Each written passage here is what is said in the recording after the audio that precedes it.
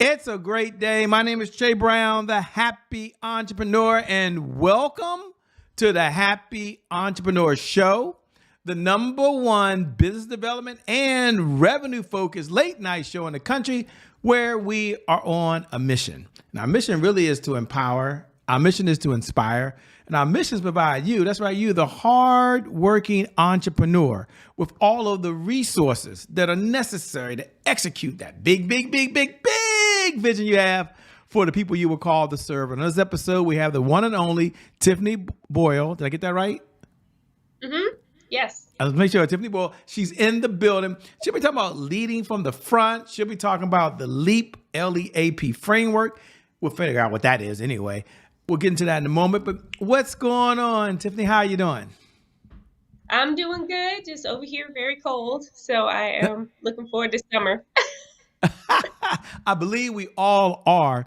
And for the entrepreneurs that are joining right now, they may have a question because they might see the LEAP framework. And someone is probably wondering, Shay, what in the LL Cool J is the LEAP framework? Like, I showed up because I like who she is, but what is the LEAP framework? So before we get started, can we just slow down for a moment? Talk about what is the LEAP framework and why is it so important for folks today? So the LEAP framework is more like an operating system. I think it's the missing piece to having a goal and to actually fulfilling your goal, or being motivated to do something, but not really knowing, okay, I have all this motivation, but I don't really know the steps in order to get something done. So LEAP stands for learn, execute, adapt, and persevere. And it's more of an operating system, or like a loop that you're in to get you from point A to point B. And whether it's learning who you are, fulfilling a goal, trying to get to a new level, like if you are a manager, but you want to get to a regional manager, or if you want to be a new business owner, or you are a business owner, you want to get to the next level in your business. The LEAP framework is what is going to take you from point A to point B. Love it. And let me ask a question. I might be the only one thinking this. What do you feel is one of the reasons holding people back from really moving forward and maybe living the life they want or getting that promotion they want? I know it's a loaded question, but in a world where we have AI, they can go get any answer from any place. They could go online, Instagram, and get motivated tomorrow, today, TikTok, and they could jump around. Why are people still, do you feel, not really living the life they truly want and leading folks the way they want to? Well, I think that's what LEAP actually answers that question. It's having a process in order to get from your idea or that motivation that sparks your desire to do something. And it really helps you step by step get to the next level, or to get wherever you would like to get to. And it boosts your confidence. That persevere part helps you keep going, builds that tenacity. And just like you said, AI can help you, but if you're not putting in the right prompts, then you're not going to get the right answer. So the LEAP framework actually helps you understand who you are, what you're trying to accomplish, so you can put in the correct prompts to get the right outcome. I love it. And we're going to get into your backstory in a moment. Some people, as famous as you are, maybe not know who you are yet. But what do you say to the entrepreneur that's watching right now? They're a dualpreneur. A lot of our audience are dualpreneurs, by the way. They work a full-time job and they're a full-time entrepreneur, if that makes sense. Nothing wrong with being a 9-to-5 millionaire. Shout out to all y'all out there that are doing that, by the way. But they might be wondering, Shay, how is she able to balance it all when let her know first, I'm a husband, let's say, and I'm responsible for a family, or I'm a wife, I'm responsible for a husband and family, or I'm in a relationship, or someone watching saying, well, yeah, I work full time and I'm doing my business full time and I have kids and my kids have a schedule. I'm getting to the question in a moment, which is how does someone find work-life balance? Someone else is saying, Shay, I'm a caregiver. Let her know that. Like, I'm a caregiver. So some of y'all are like myself. Someone else is watching saying, Shay, I'm doing all that and going back to school and serving in my community in other capacities. So the question, I guess, getting back to it is, what do you say to the person that has so much going on, but they still want to leap and get to that next stage without feeling guilty? What do you say to that person? Oh, I love it, because my life has been all of the above, except I've never been a husband. So that part, I can't help you on that part. But I am a single mother. I have a nine, well, not technically, it's a 9 to 5, but I could be on call at any time because I'm the commissioner of revenue for the city of Newport News. So that's my top priority. And then you have, I'm an entrepreneur as well, full time. So I understand the work life balance. I understand the juggling. But what you're going to need is to understand you're going to have to learn yourself first, right? And that's like the first step in leap is learn. So you learn yourself. Like I learned I can handle my job. I can handle so many tasks or responsibilities with my own personal business within a day, within a week, within a year. Like I know what my capacity is, right? I know when I have to take off for my child. I know when I need a reset. I know how to reset myself. So that all comes just from the L phase in LEAP is learning yourself. And then that way, when you learn yourself, you're now not feeling guilty to say, okay, I can only do this, this, and this, or I have the capacity to do this, or maybe I need to learn a new skill like utilizing AI so I can free up more time to do X, Y, and Z, right? So that's what's so important about the learning phase. I love it. And what makes you unique and different before we get into your backstory is that you lead in business and you also lead in the government. So kind of interesting here. Again, an unfair question. What leadership skill you think is most important to be able to balance both, or does it take two different type of leadership skills? Because you're able to do it in the government, which I think would be different, but you're also able to do it in the private sector. How are you able to balance both of those? And what leadership skill do you rely on maybe the most? Right. I think time management is the most, and I bring a lot of the entrepreneur skills into government. So people would think they should be different, but I think they should be the same. Like we run the office as if it was a business. My customer is the taxpayer. We have certain KPIs that we have to meet. You know, customer service is still number one. We want to retain that retention of our customers, which are our taxpayers. We want to keep them happy as much as we can. So I bring in that entrepreneur spirit, that mindset, the marketing into the Commissioner of Revenue's office. And I combine the two and blend it. But time management is definitely a skill needed for all of it because you need to know, again, how much can you handle in the Commissioner of Revenue's office because you know your 9 to 5 comes first, that pays the bills, and then how much can you handle where you're trying to work a second job, your business, because I'm sure some people either want it to stay a part-time job, which is fine. Some people want it to take over their full-time job. So you have to know what your capacity is with that, and that all comes from learning good time management skills. I love it. And I think that's a perfect segue. Good answer, by the way. Perfect segue. I wish more folks thought like you in the government these days. But in all seriousness, who are you? I mean, it's good times. Some people don't know who you are. Someone's in the kitchen right now. They're cooking dinner. Like, Shay, this sounds real. Like this person sounds like this is real stuff here. Someone else is listening to us in the podcast. Thank you so much. We appreciate all of you who invite us into your home and you're listening right now. We appreciate you. Take a moment and tell them who are you and what's the backstory that led you to where you are right now. So I have, so again, I'm a mother. My daughter is 20 in college. It's very exciting. And I'm very family oriented. So my family stems from St. Thomas, Virgin Islands to New Orleans. I was born in Miami, so a lot of Southern Caribbean roots. I now live in Virginia, where I've lived for a long, long, long, long time. So might as well call me a Virginia native now. And yeah, I love to travel. I love to see the world. I love good food. I'm definitely a foodie. And I love to see people succeed. I've learned along the years through my own trials and tribulations, through my good times and my bad times, that my gift is being a connector, right? I connect people with other people, or I connect people with resources, or I connect people with themselves just so that they can understand that they can do whatever they would like to do, what their definition of success is, and that it's okay to have your own definition of success that might not look like somebody else. So that's a little bit about me. That's not just about you. I mean, you were elected, I believe, the first African American woman for, I want to say, Commissioner of Revenue in Newport News. Congratulations, by the way. That's not a small feat, by the way. But I guess my question is, what did that moment really teach you about courage and responsibility? Oh, so the campaign journey itself is where actually stemmed from, because I had to learn a lot about myself during that process, right? I had to learn that I had to overcome certain things. Like, I'm not a huge networker.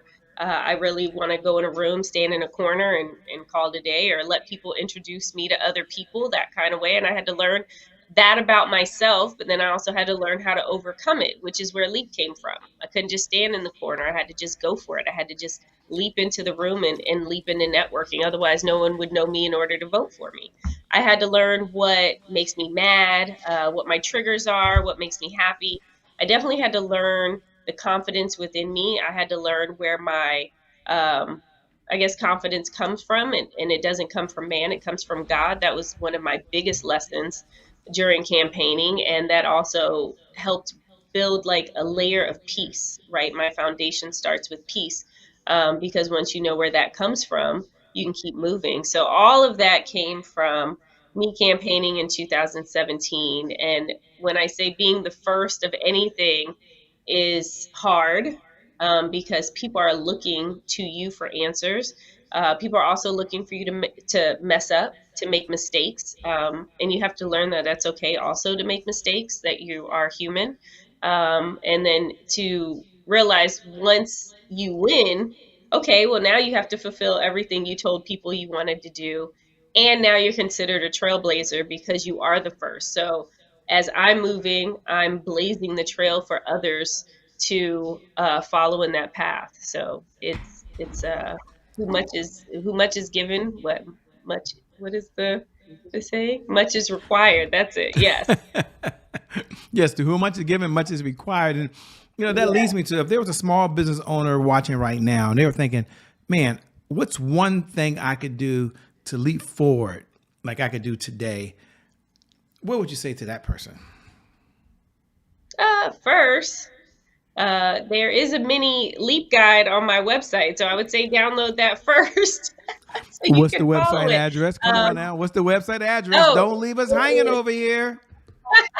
It is Tiffany M as in Marie Boyle.com. And then you could also / leap if you want to go just to that page. But there's worksheets and there's a mini guidebook that is for free. So that way you can get started on your journey. But I always tell people the first thing is the learn what you want. And so that means really being able to define what your goal is.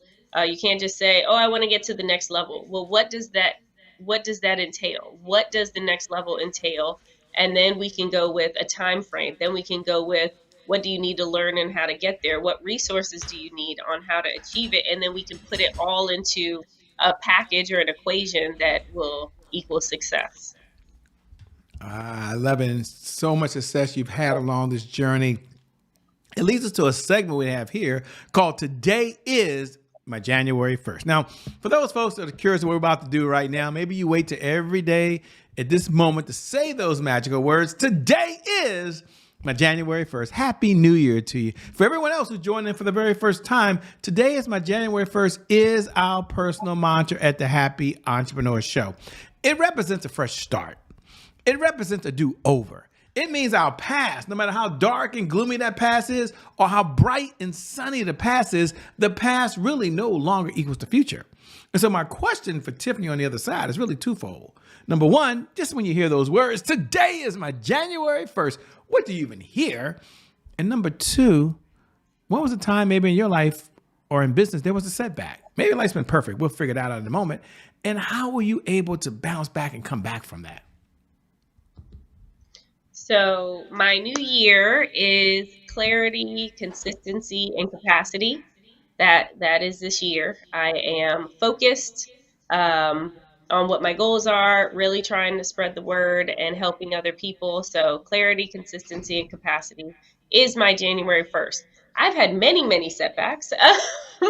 So we could just talk about me trying to pursue my higher education, right? I started off, I went to boarding school in Germany for high school, came back to the States, whole new culture, learning new things, making new friends.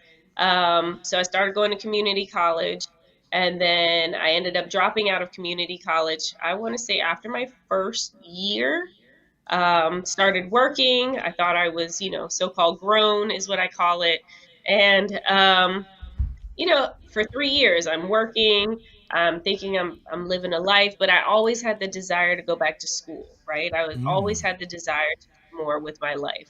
I ended up getting pregnant. And so that's when it really hit me. I was like, oh, well, I definitely want a better life for my daughter. So I need to figure out how to go back to school. I had to suck up a lot of pride, call my parents. I actually was not considering going back to my parents, but my mom was like, just come home. And I feel like if she hadn't done that, I probably would have still been out struggling and would have been a whole different trajectory of my life. So I had to suck up my ego, suck up my pride, and say, look, I'm going home. I'm leaving this world that I created, and I'm going to make a better life for my daughter. So did that, went back to school, but now I'm working full time. I am now a mother, and now I have to go to school part/slash full time because they say part time, but it still feels like full time. So that in itself was a whole setback. It took me, I want to say, at least 10 years from graduation to when I got my undergrad. That includes my associate's degree and then my undergrad degree. I had to switch two different schools because not the community college, that was great. That's at Virginia Peninsula Community College. But then I went to a different university, a 4-year university. It was too big for me. I was like, I feel like a number. I'm not getting enough one-on-one attention. So then I had to go look for another school.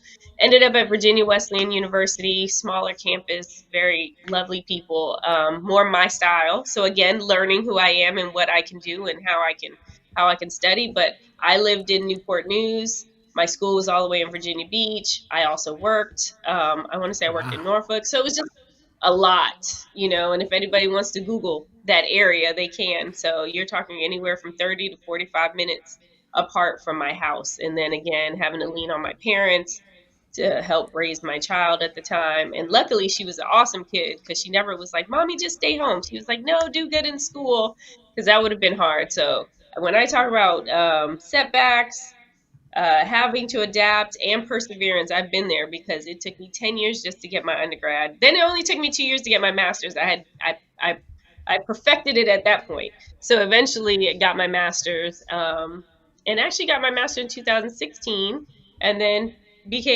ran for commissioner in 2017. So all God's timing, but that was a huge setback. The 3 years that I decided to take off and live my life, I say, as a grown up.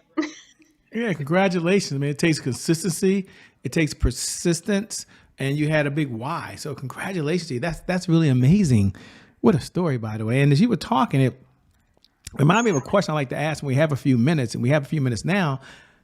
As you were sharing that, and that question is, what's one of the best pieces of advice you've ever been given? And we'll preface it for the audience so they understand you had a lot of mentors along this journey of life. You read a lot of books, I'm sure. You might remember all the books you've read, watched countless videos, I'm sure. But if you had to step back and say, man, Shay, of all the advice I've been given, here's one of the best pieces of advice I've ever been given, what would it be and why? So I've had a lot of good advice for politics.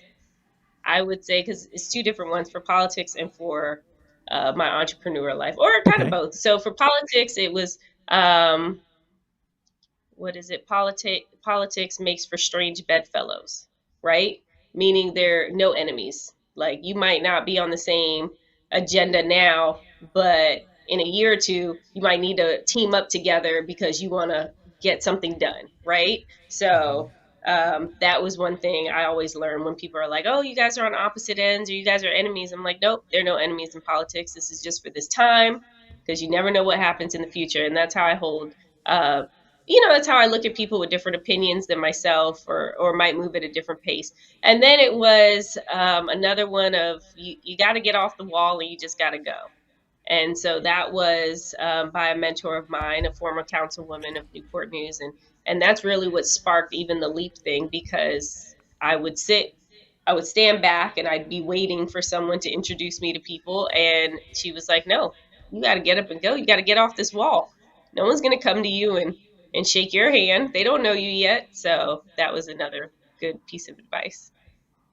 Wow, congratulations. I love both of those, by the way. Thanks for sharing. What does success look like for you these days? Success is my life right now. I absolutely love it. I'm blessed. I get to bless others. So I think right now that is what success is. And I look forward to continuing to utilize myself as a vessel to keep spreading the word so people can grow, and they can also be able to fulfill their definition of success. And that's it. Like, I love I'm it. blessed. And we come down the home stretch. I am curious, what do you do for fun when you're not out saving the world? You're not out helping government agencies get better. You're not out doing all the wonderful things you're doing. What does fun look like for you these days? So when I take my cape off, no, I'm totally joking.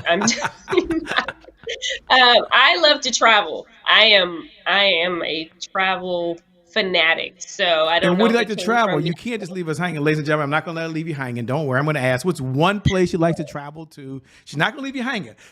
I promise you. No, I love everywhere. No, no, I don't love everywhere. I am not a fan. No offense to Minnesota. I just no. No offense. Even though I've met very nice people in Minnesota, but I'm just not a fan. No, my favorite places, like I love Paris. I absolutely love Iceland, which is so weird because it's so cold, but it's Whoa. just great Yeah. culture and great, like, just the rocks and the ocean and all that other stuff, and the food is good. It's different, but it's good. We're actually going on a cruise soon, so we're excited about that with my daughter, and we're going to like Barcelona and Rome. And so yes, and then on my Nice. to bucket list is definitely Africa. Like, I want to get to Ghana and Nigeria and South Africa. So that's my next big, when can I go and do Africa? But yeah, I appreciate all cultures, and I love just visiting new places and learning about it. And I can always find something like amazing in a place. So yes. Spot on. As we come down the home stretch, what type of clients are you looking to work with these days, if any? I'm not sure if you're looking to work with clients. And number two, how can folks best connect with you? If they want to stay in this conversation, like over and beyond the time that you and I have right now, where should they go? What should they do? What's the resource you have for them? So I look for people who want to do the work. They might not quite know where they're going or what they want to do, but they're willing to put in the work. And then I'm willing to help. That's for sure. They can, again, visit my website, tiffanymboyle.com. They can follow me on all social media at tiffany.m.boyle. Or they can look up Commissioner of the Revenue for Newport News. I'm going to pop up. They can probably Google Tiffany Boyle, and it's going to be between me and another lovely Tiffany Boyle who is out in LA, who does movies, but you can definitely tell the difference between us two when you see our pictures. So it won't be hard to find me. I love your humor, man. I just love it. It's just so refreshing and so cool. Let me say thank you so much for being on the Happy Entrepreneur Show. Can't wait to have you back. You just got a lot of energy. We appreciate it. Thank you. I was so excited to be on the show. Yeah. And thank you to viewers. Thank you for tuning in, by the way, because without you, we really don't have a show. So thank you for tuning in. Thank you for giving us this time that you have right now. You can always make more money, but you can't make more time. So you're giving us the most precious resource you have. And I always like to say, no matter what's going on in your life right now, whether you're doing really, really well and you're going to that leap, and I should say to that next level of success, or if you've been hit with the punch that you never saw coming, the one thing I do believe is that today is your January 1st. And because of just that one reason alone, I believe your best is still yet to come. Your best is yet to come. Your best is yet to come. My name is Shay Brown. I'm out. Thanks a lot. Tiffany, we'll see you all on the other side. Peace, everybody. Bye-bye for now.